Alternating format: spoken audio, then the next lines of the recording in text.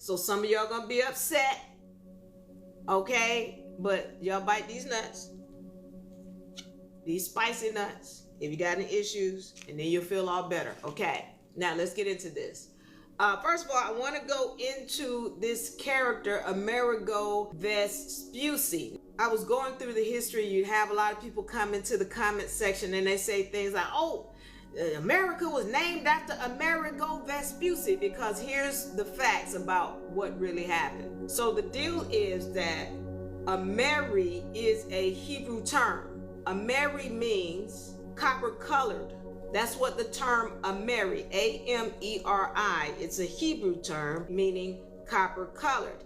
Ika means land of the indigenous people. America means land of the copper colored people. That's where the term comes from. Now, what you will find when you read this recomposed, restructured information about where America comes from, they're telling you about this dude named Amerigo Vespucci. Well, that's a lie.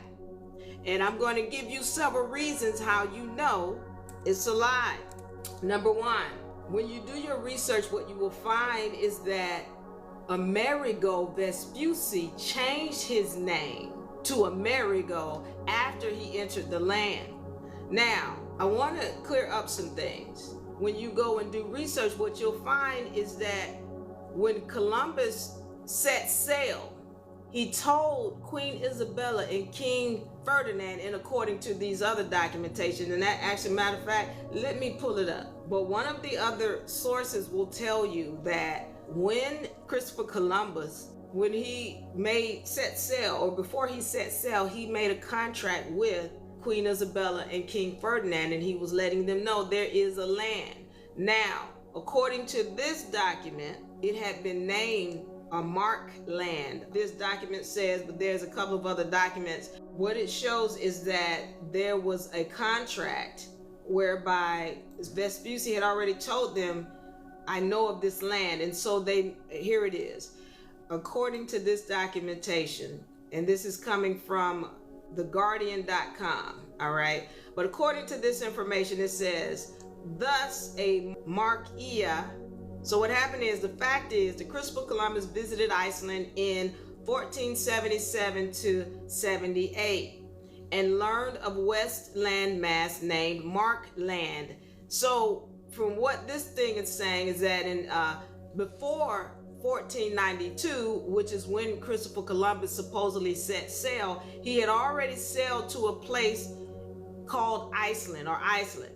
And in Iceland, he learned of a landmass that was western to wherever Iceland is, and it was called Markland. Seeing funds from King, so he got funds, he sought funds from the King of Spain and the Queen of Spain, and he told the king that the western continent really did exist. It even had a name, and Columbus adapted Markland into the Spanish way of speaking. So these are Spaniards that are speaking, which requires an initial vowel called vowel of a vowel, and they dropped land and substituted ia. Thus, a marquia, which was named America in Iceland. Markland may be translated to the outback, or perhaps a fair description. All right, all that is poop. But this is another telling of how he had already found out about the land known as America. Now, how did he know about the land?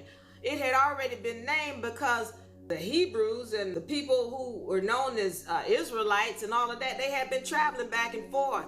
When you talk about Mansa Musa, it's talked about how he visited the land, and this was long before 1492. And so there were tales saying that he made it to what we know of as America today, and then there were tales saying that he didn't. However, what I'm making it clear of is that the term was Hebrew. It had already been named Amery. He heard the term Markland, whereas the Hebrews or whomever had already said, okay, yeah, this is what copper colored people are over here. All right.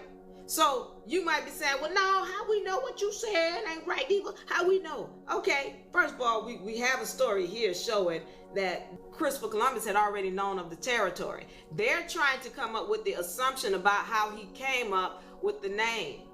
But what we also know is that Vespucci didn't change his name until after he got into the territory. But let me give you one more piece of evidence.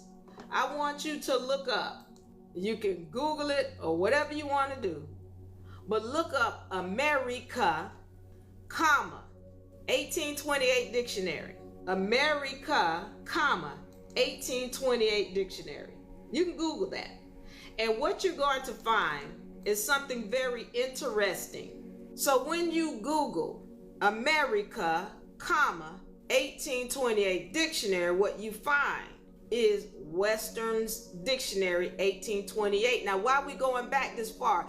The farther back you go, that's the dictionaries that more likely to have the truth, or books. Because remember, the Reconstruction era happened in the mid-1800s. This is when they started burning books, retelling stories, rewriting stories, writing people out of things, putting people into places where they never were. So when you look up America, comma, 1828 dictionary, you're going back to a dictionary that was before the Reconstruction period. And what it says, when you pull it up, you're going to find Webster's Dictionary 1828, and it's going to say American. American, noun, a narrative of America, originally applied to the aboriginals or copper-colored races found here by the Europeans, but now applied to, hold on, let's see who it's applied to now.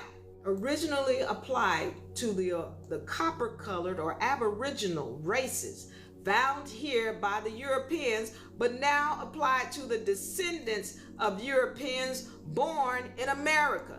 Now, pay attention, because y'all keep misusing that term Europeans. And let's be clear that the original Europeans were melanated. And then your Indo-Europeans were your Albion people. That's why they had the term Indo. Now all of these terms are being confused.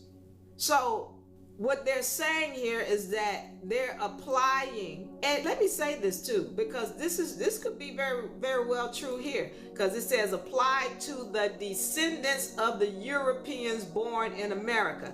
I need y'all to be clear on this, that when we're talking about the Europeans, the original Europeans were melanated. Tunis, Algiers, Tripoli, Montezuma, Morocco, those were your original Europeans, melanated people. They were considered to be quote unquote white people. This didn't have anything to do with skin color. Once again, the colors black and white have nothing to do with skin color. But what happened is your quote unquote Europeans, or your original Europeans, which were melanated people, they were sleeping with the Albion women.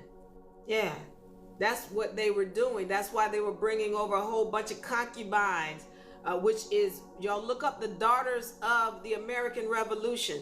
Those were the concubine of the Moors. That's what they're not telling you. See, now, today, the Daughters of the American Revolution is some prestigious organization that Hillary Clinton belongs to. But the truth is, the Daughters of the American Revolution were originally the concubine of the Moors, and they rose up against the Moors. This is how the Moors started losing their hold and their power in government. When did this all happen? Well, we're talking about the mid-1800s. Okay, so just getting back to this, we're understanding that this whole deal about America being named after Vespucci is a lie. All right, you've got this one document showing that Columbus knew about the land because he went to Iceland. He knew about the Americas. It had already been named. How did they know about it? Been given the name America, meaning copper color, created by the Hebrew people, or the people who spoke Hebrew, rather, not the Hebrew people, but the people who spoke Hebrew. So the name was termed copper colored because they already knew who was in the land, copper colored people. America, and he called it Mark because let's remember, he's speaking Spanish and you got Hebrew over here. So he's putting his own spin on what he thinks this title is when he's talking to the king and queen of Spain, telling them, hey, I need some money to go over there because this land exists. I already know it exists. I got a map. They already got a name on it. So give me some money so I can go find it. Yeah. But the name comes from what it was already called from the beginning by the Hebrew or the Hebrew speaking people. All right.